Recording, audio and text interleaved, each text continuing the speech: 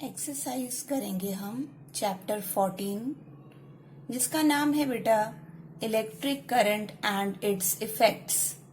ये आपका 7th class का चैप्टर है साइंस का, जिसकी सॉल्यूशंस मैं आपको दूंगी।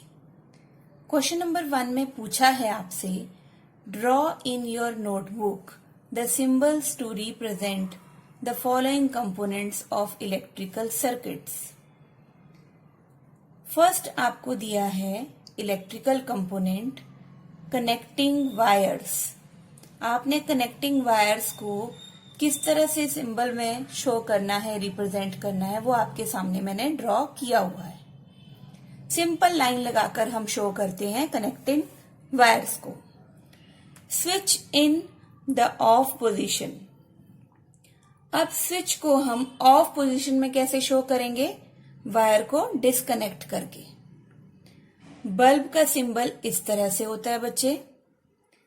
सेल को हम इलेक्ट्रिक सेल को इस सिंबल से डिनोट करते हैं। ये जो आपको लॉन्गर लाइन दिख रही है ये पॉजिटिव टर्मिनल शो करती है। शॉर्टर और थिक लाइन जो है ये नेगेटिव टर्मिनल को शो करती है। Fifth, switch in on position. अगर आप स्विच ऑन करते हो तो आपका सिंबल इस तरह से होगा, वायर्स कनेक्ट होंगी। बैटरी का सिंबल कुछ इस टाइप से होगा। ये इलेक्ट्रिकल सेल का आप सिंबल देख रहे हो, इससे मिलता जुलता है। फर्क सिर्फ इतना है, बैटरी में कॉम्बिनेशन ऑफ 2 और मोर सेल्स होता है, तो यहाँ पे 2 और मोर सेल्स को कंबाइन किया गया है, कनेक्ट किया गया है। ये बैटरी का सिंबल है। आइए देखते हैं नेक्स्ट क्वेश्चन, क्वेश्चन नंबर 2।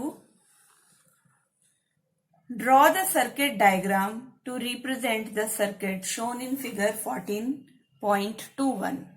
ये आपकी बुक में क्वेश्चन में आपको सर्किट जो है डायग्राम रिप्रेजेंट करना है। ठीक है, कंपोनेंट्स लगा रखे हैं।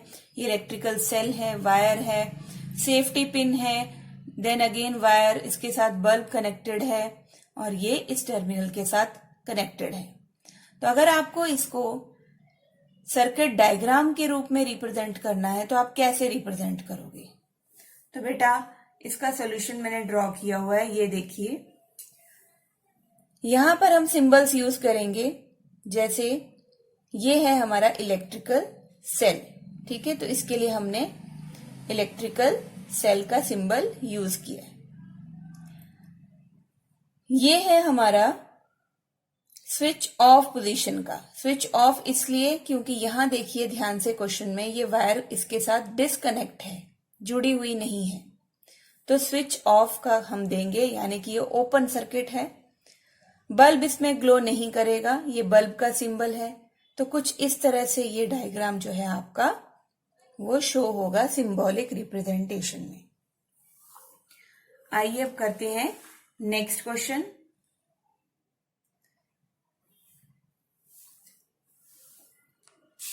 नेक्स्ट क्वेश्चन में बेटा देखिए, क्वेश्चन नंबर 3 है आपका फिगर 14.22, यानी ये मैंने आपको फिगर ड्रॉ करके दी है, क्वेश्चन में आपको ड्रॉ की हुई है। It shows 4 cells fixed on a board. Draw lines to indicate how you will connect their terminals with wires to make a battery of 4 cells. अलग अलग सेल्स दे रखे हैं आपको, बोला गया है कि बैटरी बनाइए। बैटरी कैसे बनाएंगे आप? तो सॉल्यूशंस में अब मैं आपको बता देती हूँ, यहीं पे इसका सॉल्यूशन सॉल्व कर देती हूँ। आपने ये डायग्राम फिर से सॉल्यूशन में ड्रॉ करना है। सिर्फ आपने क्या करना है, पॉजिटिव टर्मिनल को नेगेटिव टर्मिनल के साथ जो है आपने कनेक्ट कर देना है। ठीक है, तो ये मैं पॉजिटिव यहां से ले आई हूं, तो नेगेटिव टर्मिनल ये है इसका। ठीक है, फिर आप क्या करोगे, नेगेटिव टर्मिनल को पॉजिटिव के साथ करोगे, अगेन नेगेटिव टर्मिनल को आप पॉजिटिव के साथ करोगे। तो यानी कि ध्यान किस चीज का रखना है, अपोजिट टर्मिनल्स को आपने कनेक्ट करना है। ठीक है, सेम टर्मिनल्स को आपने कनेक्ट नहीं करना, तो ये बन जाएगी आपकी बैटरी ऑफ 4 सेल्स। तो आंसर में आप ये फिगर ड्रॉ करोगे। नेक्स्ट है क्वेश्चन नंबर 4। क्वेश्चन नंबर 4 में आपसे पूछा गया है the bulb in the circuit shown in figure 14.23। जो बल्ब आपको शो किया गया है वो ग्लो नहीं कर रहा। Can you identify the problem? क्या आप प्रॉब्लम को आइडेंटिफाई कर सकते हो? Make necessary changes in the circuit to make the bulb glow. अब ध्यान से देखो ये बल्ब क्यों नहीं ग्लो कर रहा। ये क्लोज्ड सर्किट है, बिल्कुल सही है, ग्लो करना चाहिए, लेकिन यहां पर देखो आप, ये भी पॉजिटिव टर्मिनल है सेल का, ये भी पॉजिटिव टर्मिनल है, तो ये बैटरी जो है गलत लगी हुई है। हम इसको सही लगा दें। आइए इसका सॉल्यूशन कर दें। ये सॉल्यूशन आपने करना है अपनी नोटबुक में। ये बल्ब का सिंबल है। यस, यहां तक तो बिल्कुल ठीक है। करेक्शन यहां होनी है।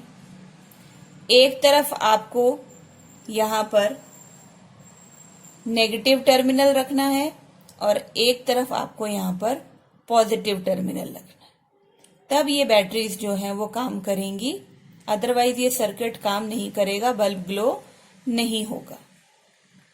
तो प्रॉपर सिंबल्स बना के आपने ये वाली चीज चेंज की है, सेम टर्मिनल्स को हटाकर डिफरेंट टर्मिनल्स के साथ कनेक्ट किया है, तो बल्ब ग्लो करेगा। This is your answer. आइए नेक्स्ट क्वेश्चन करते हैं, क्वेश्चन नंबर 5। देखिए क्वेश्चन नंबर 5 में क्या करना है।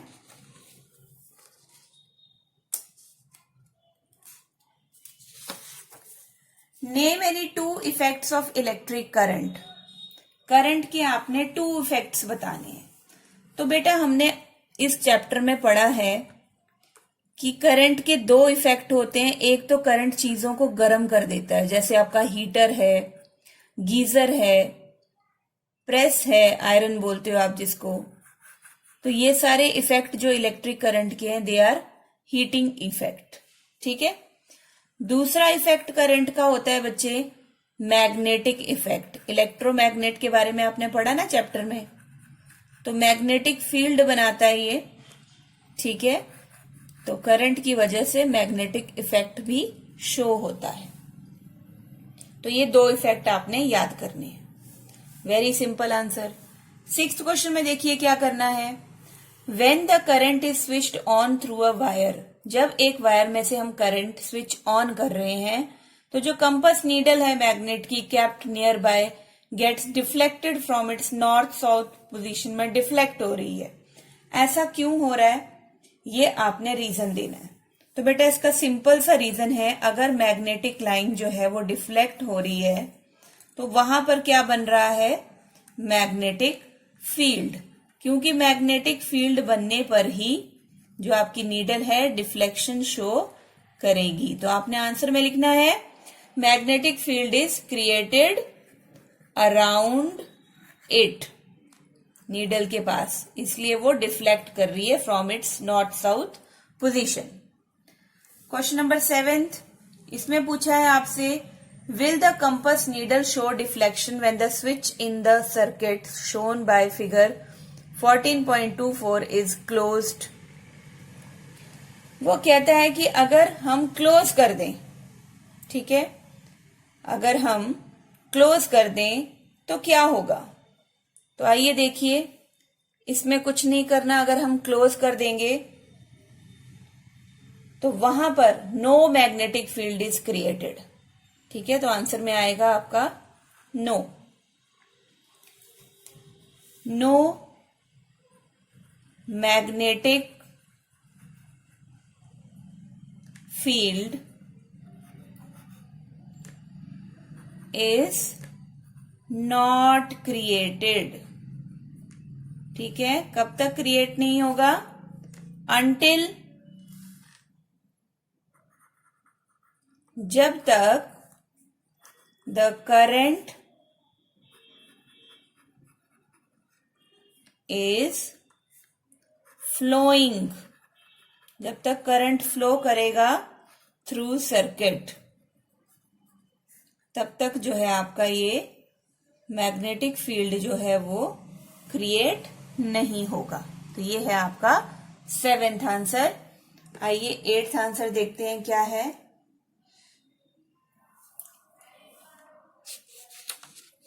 8th आंसर में देखिए बेटा फिल इन द ब्लैंक्स हैं। आपसे पूछा क्या गया है first fill in the blanks में कि जो लॉन्गर लाइन होती है ना सिंबल में, ठीक है, जैसे ये है लॉन्गर लाइन, ये शॉर्टर लाइन, तो लॉन्गर लाइन जो है वो क्या रिप्रेजेंट करती है? तो बेटा मैंने आपको समझाया था, ये पॉजिटिव टर्मिनल शो करती है। कॉम्बिनेशन ऑफ टू और मोर सेल्स को हम क्या कहते हैं? बैटरी कहते हैं। When current is switched on in a room heater, तो ये क्या प्रोड्यूस करता है? आपको पता है, it produces heat. The safety device based on the heating effect of electric current is called a fuse. क्योंकि ये सेफ्टी डिवाइस है, ज्यादा करंट फ्लो करेगा तो फ्यूज मेल्ट हो जाएगा, ठीक है, तो इलेक्ट्रिक जो सर्किट में शॉक क्रिएट नहीं होगा, इलेक्ट्रिक सर्किट जो है आपका खराब नहीं होगा। नेक्स्ट क्वेश्चन नंबर 9 देखिए, mark T if the statement is true and F if the statement is false. ठीक है, तो पहली स्टेटमेंट देखिए, टू मेक अ बैटरी बनाने के लिए 2 सेल्स की the negative terminal of 1 cell is connected to the negative terminal. तो क्या हम सेम टर्मिनल को कनेक्ट करते हैं बैटरी बनाने के लिए? No, false, this is false. B part में बोला गया है, when the electric current through the fuse exceeds a certain limit the fuse wire melts and breaks. Break हो जाती है फ्यूज वायर, बिल्कुल सही है, तो ये आपका आएगा ट्रू। ज्यादा करंट फ्लो करने पर जो आपका फ्यूज की वायर है वो मेल्ट हो जाती है। नेक्स्ट सी पार्ट में पूछा गया है, an electromagnet does not attract a piece of iron, कि एक इलेक्ट्रोमैग्नेट जो होता है वो आयरन के पीस को अट्रैक्ट नहीं करता, तो ये बिल्कुल गलत बात है, दिस इज फॉल्स, अट्रैक्ट करता है। डी ऑप्शन में देखो बेटा, an electric bell has an electromagnet होता है इलेक्ट्रिक बेल में, यस इट इज ट्रू, होता है। ठीक है, तो ये हमारे हो गए क्वेश्चन नंबर 8 के ट्रू फॉल्स। आइए हम करते हैं नेक्स्ट क्वेश्चन नंबर 9 में क्या पूछा है। सॉरी, क्वेश्चन नंबर 9 हमने कर लिया ट्रू फॉल्स। 10th क्वेश्चन करेंगे अभी हम। Do you think an electromagnet can be used for separating plastic bags from a garbage heap? एक ना कूड़े का ढेर है, ठीक है, तो क्या आप सोचते हो कि यहां पर हम इलेक्ट्रोमैग्नेट को अगर यूज करेंगे तो प्लास्टिक के जितने भी बैग्स हैं उनको हम गार्बेज के हीप से अलग कर देंगे? तो बेटा इसका आंसर आएगा नो, ऐसा नहीं होगा। क्यों? रीजन आपको बताना है, बिकॉज जो प्लास्टिक है ना बच्चे, plastic does not have magnetic property. Plastic की कोई भी ना मैग्नेटिक प्रॉपर्टी नहीं होती, आयरन की तो होती है ना, प्लास्टिक की नहीं होती, इसलिए वो क्यों अट्रैक्ट होगा? तो वो अट्रैक्ट नहीं होगा। तो जब अट्रैक्ट नहीं होगा टू अ मैग्नेट, तो आप उसको कैसे अलग करोगे? ठीक है ना, hence magnet cannot be, magnet जो है it cannot be used to separate plastic bags, नहीं यूज होगा, ठीक है, क्योंकि इसमें मैग्नेटिक प्रॉपर्टी नहीं है। नेक्स्ट देखिए question number 11th, an electrician is carrying out some repairs in your house. एक इलेक्ट्रीशियन आया आपके घर में रिपेयर करने के लिए। He wants to replace a fuse by a piece of wire. वो आपके घर में जो फ्यूज है उसको रिप्लेस करना चाहता है पीस ऑफ वायर से, ठीक है, ये यूज करना चाहता है वायर फ्यूज की जगह। वुड यू एग्री, क्या तुम उससे सहमत हो? Give reasons for your response, reason दीजिए अपने रिस्पॉन्स के लिए। जी नहीं, हम एग्री बिल्कुल भी नहीं है। क्यों नहीं है हम एग्री? क्योंकि पीस ऑफ वायर का वेरी लो मेल्टिंग पॉइंट होता है, तो आंसर आएगा नो। जो आपका पीस ऑफ वायर है जिससे वो रिप्लेस करना चाहता है, has very low melting point, और हमें क्या चाहिए होता है फ्यूज के लिए? High melting point.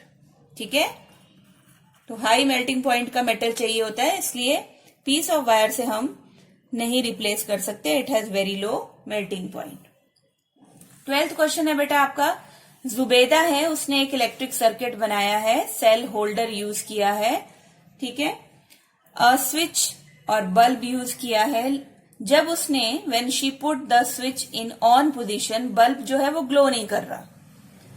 Help Zubeda in identifying the possible defects in the circuit. तो बेटा पॉसिबल डिफेक्ट्स क्या हो सकते हैं? जो कनेक्टिंग वायर जुबेदा यूज कर रही है ना, जिससे उसने कनेक्ट किया है सर्किट को, तो कनेक्टिंग वायर जो है मे बी लूज, वो लूज भी हो सकती है ना, तो लूज होने के कारण भी जो है उसका कनेक्शन जो है वो प्रॉपर नहीं बनेगा, तो बल्ब ग्लो नहीं करेगा। दूसरा कारण क्या होगा बेटा? स्विच जो लगा हुआ है ना, मे नॉट फंक्शन वेल, ठीक है, उसकी जो फंक्शनिंग है वो proper may not functioning well, switch जो है वो खराब है, वो अच्छे से फंक्शन नहीं कर रहा, कोई भी पॉसिबिलिटी दोनों में से हो सकती है। आइए अब नेक्स्ट क्वेश्चन देखते हैं, क्वेश्चन नंबर 13 आपका लास्ट क्वेश्चन है ये। इन the circuit shown in figure 14.25, ये पूरा सर्किट बता रखा है, 3 बल्ब्स लगे हुए हैं इसमें, ठीक है, डिस्कनेक्ट किया हुआ है, ओपन है सर्किट, बल्ब ग्लो नहीं कर रहे। Would any of the bulb glow when the switch is in the off position? अगर स्विच ऑफ पोजीशन में ही रहेगा तो क्या कोई बल्ब ग्लो करेगा? Your answer is definitely no, कोई भी ग्लो नहीं करेगा। सेकेंड वाले में देखिए, what will be the order in which the bulbs A, B, C will glow when the switch is move to the on position. अगर हम इस स्विच को कनेक्ट कर देते हैं, ठीक है, तो ये इन बल्ब में से कौन कब ग्लो करेगा? तो बेटा सारे बल्ब ग्लो करेंगे। कैसे? 1 by 1, है ना। ऑल द बल्ब्स ग्लो, एक वर्ड मैं यहां पे लिख रही हूं, साइमल्टेनियसली, ठीक है, एक के बाद एक, एक के बाद एक, साइमल्टेनियसली का मतलब एक के बाद एक सारे बल्ब जो हैं वो ग्लो करेंगे, जलेंगे सर्किट में, अगर हम इसको कनेक्ट कर देते हैं। तो ये आपके क्वेश्चन आंसर्स थे। क्वेश्चन आंसर्स को समझ के याद कीजिए, रट्टे नहीं मारने हैं चैप्टर्स में, नहीं तो ये बहुत इंपॉर्टेंट साइंस के चैप्टर्स हैं, नेक्स्ट क्लासेस में प्रॉब्लम हो जाएगी। तो वीडियो को सुनना उतना ही ज्यादा जरूरी है जितना इसको लिखना कॉपी में आंसर्स को। तो समझकर लिखिए, और लिखते लिखते ही ये क्वेश्चंस आपको डेफिनेटली लर्न हो जाएंगे। Thank you so much.